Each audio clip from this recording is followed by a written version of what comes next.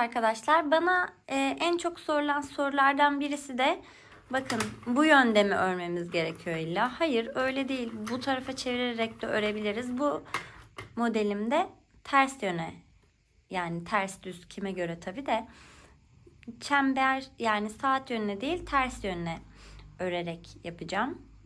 Bir tane kullanmayacağım, yani bu atacağım ip. Yine her sırada yaptığım gibi bu sefer sağ tarafa doğru. Yani bunu göstermek için yapıyorum. Siz yine bu şekilde de yapabilirsiniz arkadaşlar. Şöyle önden arkadan ipimi dolayarak bu sırayı tamamlıyorum.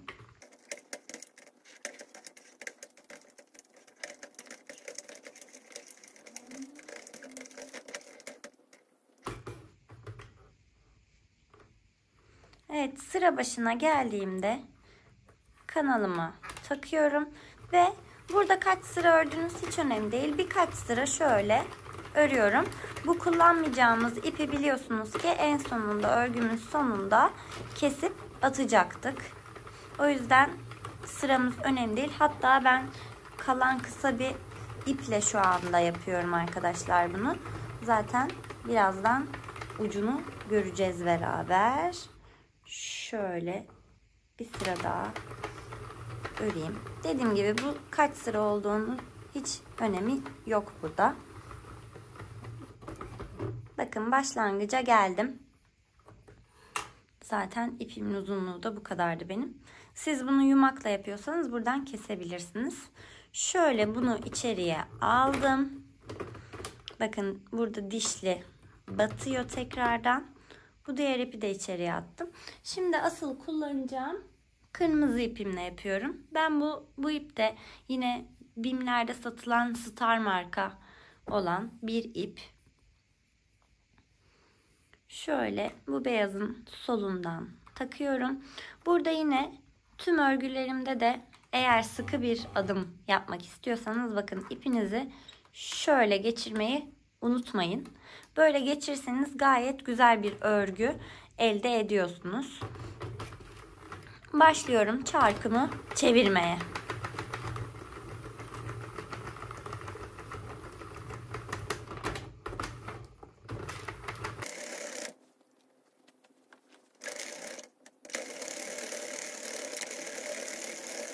Bakın sıra sonuna kadar geldim.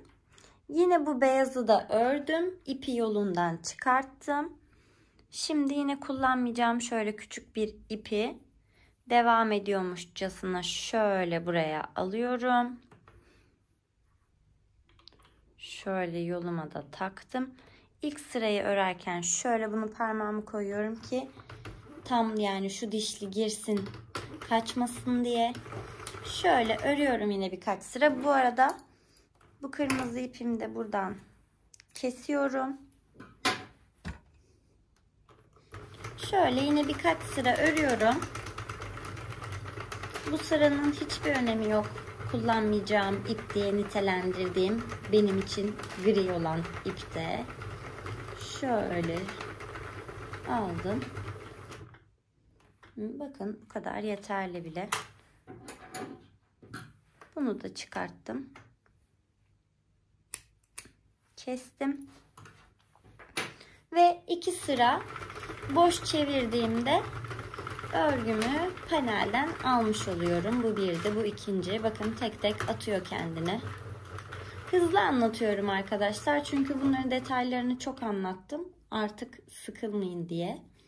Şöyle örgümü güzelce düzelttiğimde bakın misler gibi pırıl pırıl bir örgü elde ettim. Şimdi arkadaşlar tığımı aldım. Artık örgü makinemle işim bitti. Onu kenara aldım. Şöyle bakın buradan başlayalım. Şimdi bu ipim burada. Bunun tam şöyle karşısını ayarlıyorum. Şöyle. Ve bakın şöyle tutuyorum. Burada ilmekler kendini belli ediyor zaten. Şöyle içinden geçirdim. Şöyle karşılıklı tutuyorum. Aşağıdaki ilmeği aldım. Yukarıdakini aldım. İçinden geçirdim. Ve tek ilmeği düşürdüm. Bakın alttan üstten geçirdim ve tek ilmeğe düşürdüm. Evet, bakın son ilmeğe geldim. Burada sadece ipim kaldı. Son olarak da bu ipi de alıyorum. Şöyle içinden geçiriyorum. Hatta daha sağlam olsun diye şöyle içinden bir tane de çektirip zincirimizde atarsak kaçmaz. Şöyle. Şimdi bunun bu kenar, bakalım hangi kenarmış? Bu başladığımız kenarmış. Nereden anlıyoruz arkadaşlar? Son kenarı şöyle çekince pıtır pıtır sökülüyor ama eğer başladığımız tarafsa bakın ilmeklerin içinden geçmiş ipi görebiliyoruz. İsterseniz şöyle tek tek ben bu ipim yazık günah kullanırım diyorsanız şöyle bakalım neredeymiş ipin ucu. Bu uç değil, şu uç olsa gerek. Bakıyorum. Evet. İpin ucunu şöyle çektiğimde gelecek ama açıkçası ben bununla uğraşmak istemiyorum diyorum ve başlıyorum kesmeye. Keserken kırmızı ipi kesmemeye önem gösteriyorum. Bakın şöyle ilmeklerimin dibinden kesiyorum.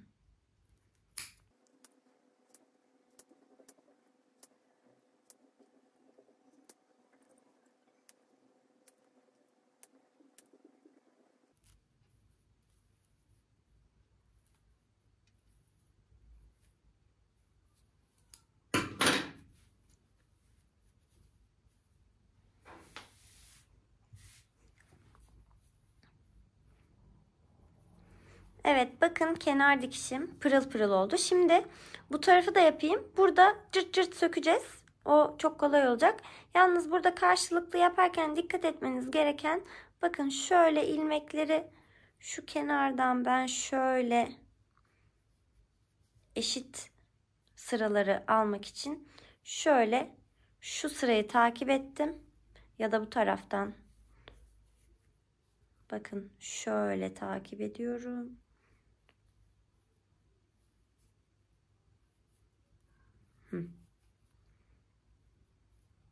Bunu da aynı şekilde yapalım.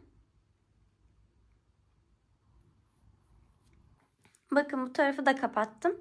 Şöyle göstermek için. Son sıramı yani yine kesebilirsiniz tabii ki ama bakın şöyle elimle çekiştirdiğimde komple sökülüyor. Hop. Ve yine tertemiz kenar kapamama ulaşmış oluyorum şöyle. Evet, şimdi arkadaşlar bakın bir sürü ördüm. Bunlardan yani bu uzun olan şeritlerim 100'er sıra. Burada da bir tane 65, bir tane 70 sıra var. Aradaki küçük farkı göreceksinizdir. Şimdi bunları birleştireceğim. Dikeceğim öncelikle, onu söyleyeyim. Ama nasıl bir dikeceğim? Şimdi bakın. Şöyle bir yüz olacak. Kısa kenarı ortaya alacağım. Aynı şekilde bunu da bu şekilde yapacağım. Şimdi bu birleştirmeleri yaptıktan sonra omuz kısımlarından şöyle üzerlerine birleştireceğim. Şu ortada olmuş olacak süveterimin ve kolumun ayarını istediğim gibi yani kol evimi ayarlayıp bu kenarlardan da dikeceğim. Süveterim hazır olmuş olacak. Bakın şöyle ortası kapanmış olacak. Yaka tamamen açık. Bu şekilde süveterimi tamamlamış olacağım. Hemen dikiş yöntemimi de ufak bir göstereyim. Şöyle şunları kenara alalım.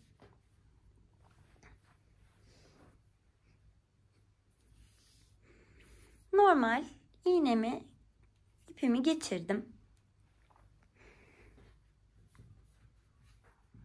Bakın burada en kenardan şöyle çıkartıyorum. Bu fazla ipimi sonra tığla içeri çekebilirim. Hiç problem yok. Aynı şekilde buradaki bu kenarında şöyle aradan bakın. Şöyle geçiriyorum. Aynı ilmekle devam edeceğim. O yüzden yani bir buradan alıp bir buradan alırsanız kötü olur. Şu şekilde. Bakın ben birer tane atlayarak gidiyorum.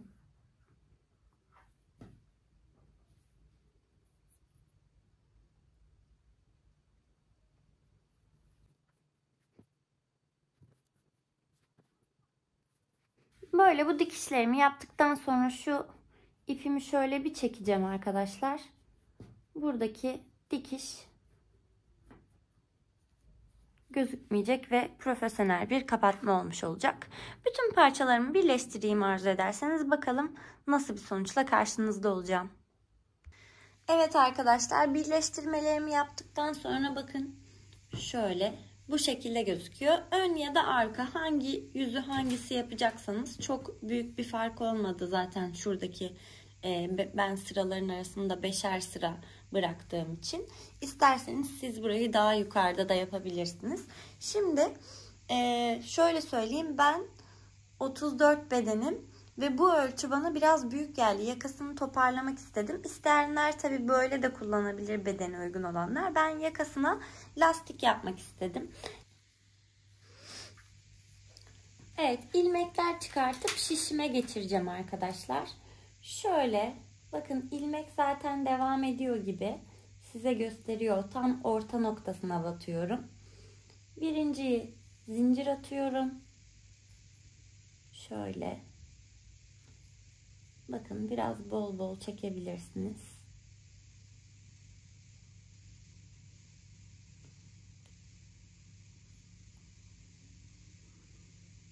Bu şekilde ilmekler çıkartıp şişime geçiriyorum.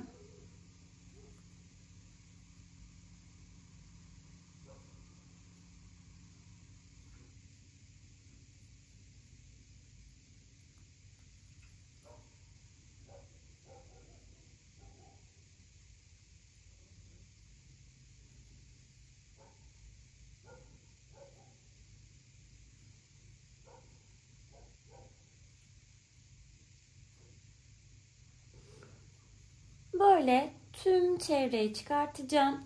İlmeklerimi bu kenarlarda da yine bu sıraların ortalarına böyle batarak tüm sırayı ilmeklerimi çıkartıyorum ve lastik öreceğim. Bilmeyenler için hemen ilmeklerimi çıkartıp lastik örmeyi de göstereyim.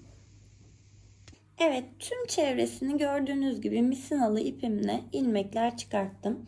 Şimdi ben lastiğimi bir ters bir düz olarak öreceğim. Yani bakın şöyle birinciyi önden aldım. İkinci de ipimi arkaya attım. Arkadan ördüm. İpimi öne aldım. Şöyle önden ördüm. İpimi arkaya aldım ve arkadan ördüm. Yani bir ters bir düz diyoruz arkadaşlar bu örgü şekline. İsterseniz tabii dışarıda örüp sonra dikerek de yapabilirsiniz. Ya da tığla da yapabilirsiniz. Söylediğim gibi eğer bedeninize uyuyorsa lastik kullanmadan da gayet kullanabilirsiniz. Öyle de bence şık gözüküyor. Burada bir de eğer benim gibi yapıyorsanız şunu söylemek istiyorum. Şimdi ördükçe büyüyecek ama bizim kare bir yakamız var farkındaysanız. Hemen şu köşe noktasını anlatmak istiyorum. Evet, bakın köşe noktasındayım. Şöyle 3 tane ipim var. Sıram önde ya da arkada fark etmez. Ona göre yapabilirsiniz. Bir tane örüyorum. İkinciyi de ördüm. İkinciyi ördükten sonra bakın ilk ördüğümü şöyle üzerine atlatıyorum. Daha sonra